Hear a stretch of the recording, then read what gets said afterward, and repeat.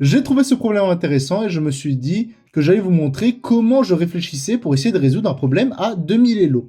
Donc là, on peut voir que la situation quand même est assez compliquée, c'est-à-dire qu'on a 5 pions pour les noirs contre 6 pions pour les blancs. On n'a pas d'avantage matériel puisqu'on a 2 pièces et lui a 2 pièces aussi. On a nos 2 tours, il a ses 2 tours et on a une dame chacun. Donc on n'a pas d'avantage, mais le problème c'est que de cette position quand même, on a une tour qui a avancé et on met la pression sur l'adversaire. Et donc, on se dit comment on peut profiter de cette position. Donc déjà, dans un premier temps, ma première réflexion, c'est si on échange le cavalier, qu'est-ce que ça fait? Si on échange le cavalier, il reprend avec son pion. Et en fait, je reprends avec mon pion. Donc, je gagne un pion, mais ensuite, lui prendra ma tour. Moi, je prendrai soit avec le cavalier, soit avec la tour. Et on n'a pas vraiment d'avantage, surtout qu'il va menacer mat en E8 si l'on fait ça. Donc on peut voir que cette première solution n'est pas viable, donc on ne peut pas prendre le cavalier avec son cavalier. Une autre solution que l'on pourrait penser évidente, ça serait de faire tour prend tour.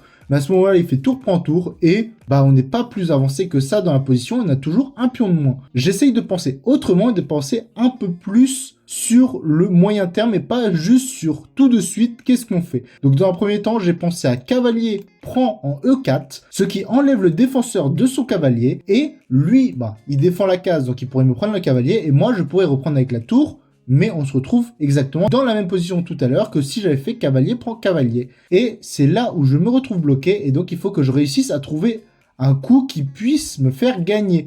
Alors j'ai pensé à tour F3 pour menacer son pion faible en F2, mais après cavalier prend, cavalier en F6 échec puisque son cavalier va menacer mon roi, moi je vais être obligé soit de bouger le roi, soit de reprendre. Bon, ça sera de reprendre et lui pourra tout simplement prendre ma tour puisqu'elle sera libérée. Donc on ne peut pas déplacer cette tour en D3 et en fait je me retrouve dans une position où c'est plus compliqué. Mais voici toutes les solutions à laquelle j'ai pensé en premier, mais en fait c'est là où je me rends compte que des fois on réfléchit trop. C'est-à-dire que là je pense que le coup simple serait de faire cavalier prend cavalier, pion prend cavalier, tour prend D5.